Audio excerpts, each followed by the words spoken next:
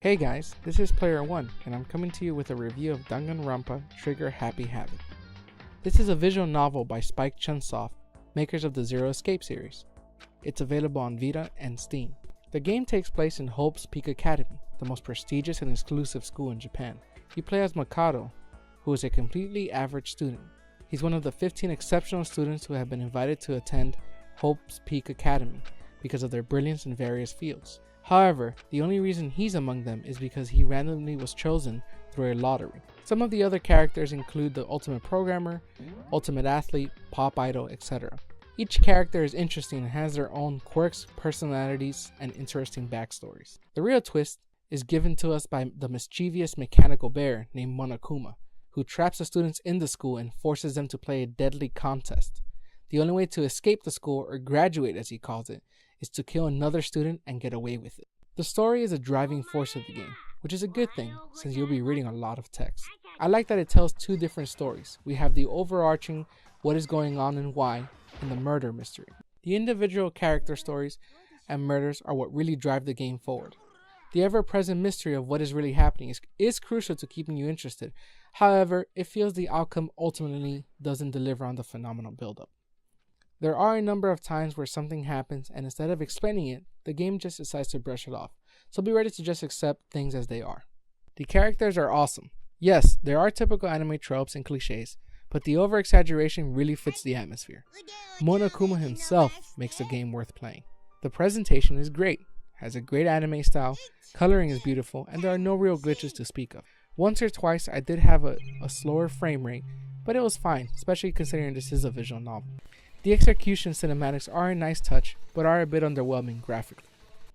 As far as gameplay is concerned, this plays out like a combination of Phoenix Wright Ace Attorney, the Zero Escape series, and Persona. Every time a murder takes place, everyone must investigate the crime scene, interrogate one another, and try to uncover the truth during a deadly class trial. If the majority identifies a guilty party, that person is executed and the game continues. If the majority picks wrong, the murderer is set free and everyone else is executed. Obviously, this is a game over situation, so you would just repeat it again. This takes place during the class trials, which consists of the main gameplay for Danganronpa. The class trial involves various different types of minigames, the most common of which is a non-stop debate where characters will automatically discuss the case, and it is up to the player to spot the contradictions in their statements and shoot them using truth bullets, which consist of evidence discovered during your investigation. Other gameplay types found during the class trial include shooting letters to spell out a clue, using rhythmic button presses to argue against a specific character, and constructing a comic strip depicting the events of the murder. This is where it resembles the Phoenix Wright Ace Attorney game the most, though with a little twist. The evidence you need for the class trial is found during the segments where you investigate the other characters and the crime scenes. Similar to the Ace Attorney games, you're free to speak to whoever you want, but your movement around the school is somewhat limited. One cool feature during this section is the ability to press a button, the triangle on Vita, which lets you know what objects you can interact with. This is different than other games like 999, where you have to click on everything. Some people may not like that because it removes some of the mystery and inspection type gameplay. I personally loved it. It helped me keep the game going and get to that next free time section, which we'll talk about shortly. During these segments, you would do a lot of the backtracking. It would be nice if they added a fast travel feature just to get you to the right room or right floor, but it wasn't present in the game. There is also free time mode, which is what I talked about before. This is where you get to interact with the different characters and learn more about them. You answer questions, and if you're correct, they'll become better friends with you. Some of the questions are a little bit odd. Some of them you just have to pay really close attention to what they're saying. However, you need to go after the characters you want to meet right away, because they may die, and probably will. You find coins along the way during your searches and by completing the class trial, and you use these coins to buy gifts. The different gifts don't really always make sense. You'll have to look up a guide or hope you're lucky, otherwise you don't really get anywhere with it, but they're worth investigating as you become really good friends and learn more about the character. The pacing is pretty good, thanks to the balance between the trial, discovery of truth bullet clues, and free time. I would have liked more free time as learning about the characters quickly became one of the most enjoyable parts of the game. Presentation, for the most part, is phenomenal. The English voices aren't great, and not everything is voiced out, just phrases that give you an overall idea of the text you're reading. However, those who love anime will enjoy the stellar Japanese voice acting.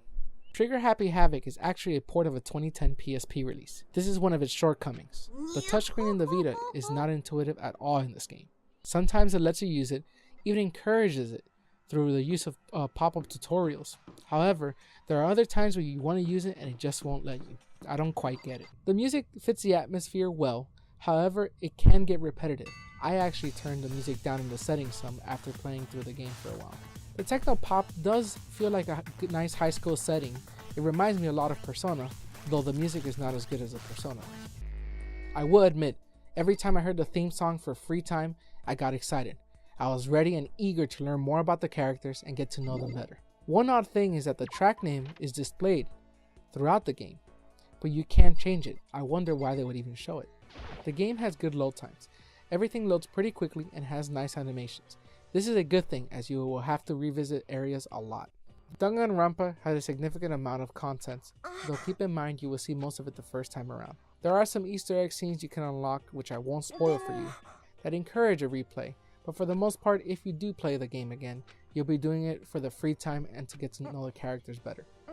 Also, some extra things like art gallery and concept art and all the movie scenes unlock after you beat the game. You can also unlock new content with coins you find from the game.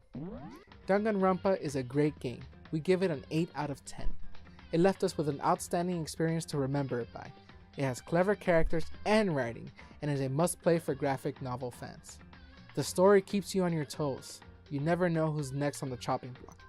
The overarching story can get weak towards the end, as it is underwhelming, but it's still worth playing through it.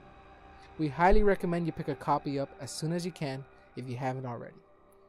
Please leave us your comments below about the game if you have played through it, or if you have any suggestions for other reviews. We hope to hear from you all soon. Thanks a lot.